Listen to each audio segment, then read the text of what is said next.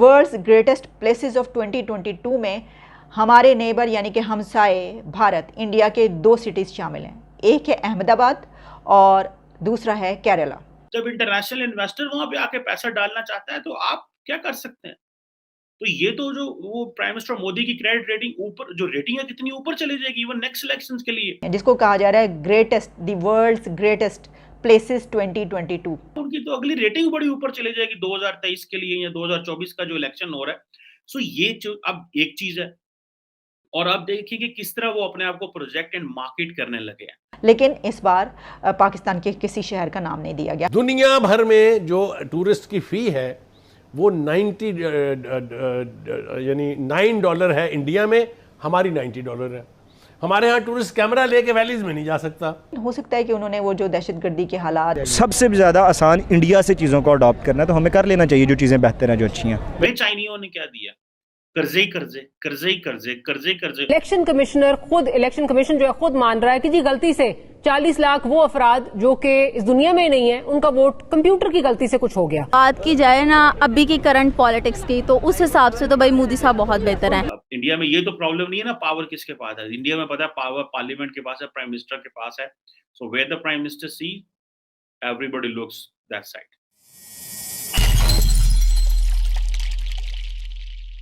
एक और ख़बर ये है कि मैं ये देख रही थी कि टाइम मैगज़ीन जो है वो ये बता रहा था कि वैसे तो टाइम मैगज़ीन में अक्सर औकात इस तरह की कुछ सर्वे आते रहते हैं कि कौन से बेस्ट कंट्रीज़ हैं, कौन से बेस्ट सिटीज़ हैं।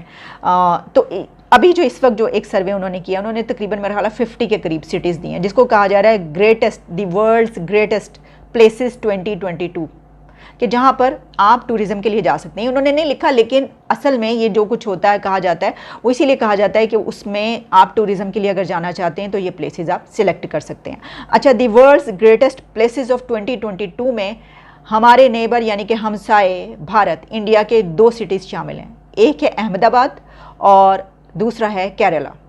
अब इसमें शामिल होने की मुख्तलिफ रीज़न्स हैं, जैसे कि उसमें दिखाया गया है कि वहाँ पे अहमदाबाद में जो है वो योगा के लिए बहुत बड़े बड़े ह्यूज प्लेसेस बनाई गई हैं। फिर वहाँ की उन्होंने जामिया मस्जिद की भी जिक्र, बहुत सारी वहाँ पे ऐसी प्लेसेस हैं कि जिनको जो है वो पसंद किया जाता है। फिर केरला का उन्होंने वहाँ पे जो ब्यूटी है, बीचेज़ और फिर एलिफेंट्स के हवाले से जो एलिफेंट सेंचुरीज हैं वहाँ पर, वो सारे उसकी बात की गई है। तो लेकिन पाकिस्तान का मैं देख रही थी कि क्या पाकिस्तान का इस मरतबा कोई नाम आया, क्योंकि कुछ अर्सा पहले ये जो इस तरह की एक लिस्ट थी उसमें कराची का नाम आया था। कराची जो है one of the best cities, कुछ इस तरह का था सर्वे वो। लेकिन इस बार पाकिस्तान के किसी शहर का नाम नहीं दिया गया। हालांकि मौसम ऐसा है, अगर वो चाहते तो पाकिस्तान के जो नॉर्दर्न एरियाज़ हैं, गिलगित बल्तिस्तान और इसके अलावा कालाम, कैलाश वैली और फिर ये कि केटू और माउंट एवरेस्ट, इतनी बड़ी बड़ी मतलब ये कि चोटियां सर करने के लिए मौजूद हैं। वैसे तो वहाँ पर जो है वो, लेकिन हो सकता है कि उन्होंने वो जो दहशतगर्दी के हालात हैं और ये सब सोच के बहरहाल हर एक की मे बी कि नेक्स्ट टाइम वो दे दें, अगले सर्वे में शामिल कर दें। लेकिन इसमें कोई पाकिस्तान का शामिल नहीं है, भारत के दो सिटीज़ शामिल हैं। जब इंटरनेशनल इन्वेस्टर वहां पे आके पैसा डालना चाहता है तो आप क्या कर सकते हैं? तो ये तो जो वो प्राइम मिनिस्टर मोदी की क्रेडिट रेटिंग ऊपर, जो रेटिंग है कितनी ऊपर चली जाएगी इवन नेक्स्ट इलेक्शंस के लिए। फॉरगेट अभी वो क्या कर रहे हैं, उनकी तो अगली रेटिंग बड़ी ऊपर चली जाएगी 2023 के लिए या 2024 का जो इलेक्शन हो रहा है। सो ये जो अब एक चीज है, और आप देखिए कि किस तरह वो अपने आप को प्रोजेक्ट एंड मार्केट करने लगे हैं। उधर वो क्वाड में बैठे हैं, इंडिया मिडिल ईस्ट में जा रहा है, ये आपने देख लिया, इंटीग्रेटेड फूड पार्क्स की बात सुन ली। अब आगे सुने क्लीन एनर्जी के लिए जो क्या कर रहे हैं। जो प्राइम मिनिस्टर मोदी की जो होम स्टेट है गुजरात, वहां पे वो 300 मेगावाट जो है वो विंड एंड सोलर कैपेसिटी की जो है वो के प्रोजेक्ट्स लगाने लगे हैं, जो कि बैटरी जो है बैटरी एनर्जी स्टोरेज सिस्टम जिसका होगा। अब US trade and development agency जो है, ये इसने एक फंड की थी फिजिबिलिटी, वो $330 मिलियन का यूएस का प्रोजेक्ट था। अब इसमें यूएई की कंपनीज भी जो अपॉर्चुनिटीज तलाश कर रही हैं कि हमने ये क्रिटिकल नॉलेज एंड किस तरह हम इसके इन्वेस्टमेंट पार्टनर बन सकते हैं। सो फॉरगेट फॉरगेट यहाँ पे कुछ भी नहीं है, यहाँ पे सिर्फ बिजनेस हो रहा है। So they are finding an opportunity. They are picking up India as a main country, and we need to have resources, and we need to have money, and we need to market ourselves. और ये लड़ाइयाँ लड़ना आपस में बंद करेंगे तो that's the only way. अब इंडिया में ये तो प्रॉब्लम नहीं है ना पावर किसके पास है। इंडिया में पता है पावर पार्लियामेंट के पास है, प्राइम मिनिस्टर के पास है। So where the prime minister see, everybody looks that side. सो ये चीजें हैं। हमारा प्राइम मिनिस्टर जो देखता पता नहीं है। आज मैं इमरान खान साहब को सुन रहा था और वो कह रहे थे, ओए चोर वजीर आजम, ओए ओए वज़ीर आला हमज़ा कुकड़ी, मतलब this is how the level of a Pakistani prime minister, the former prime minister who does a political campaign in Lahore, and he names and shames his opponents with this way by naming them, by shaming them, and by calling their bad names.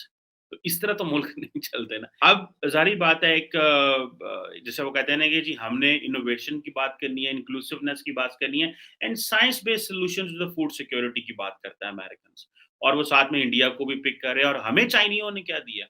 कर्जे ही कर्जे, कर्जे ही कर्जे, कर्जे ही कर्जे, और हमारे leader तो बड़े खुश थे, शुक्र है कहीं से पैसा आया यार, पैसे ही नहीं आ रहा था।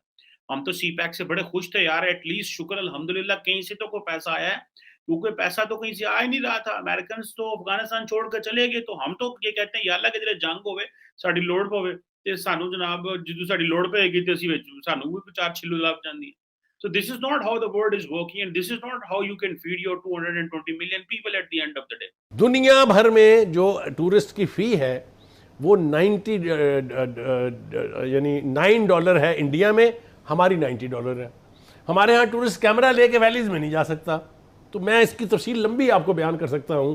पहले तो यही अजाब कम नहीं था, ऊपर से अब ये बाजोड़ का जो जिरगा है उन्होंने आखिरी कील ठोक दी है। मतलब ये कि ना सिर्फ पाकिस्तानी ख़वातीन से आ नहीं जा सकती उन इलाकों में, जब वो अपनी ख़वातीन को रोक रहे हैं तो वो बाहर की को कैसे जाने देंगे?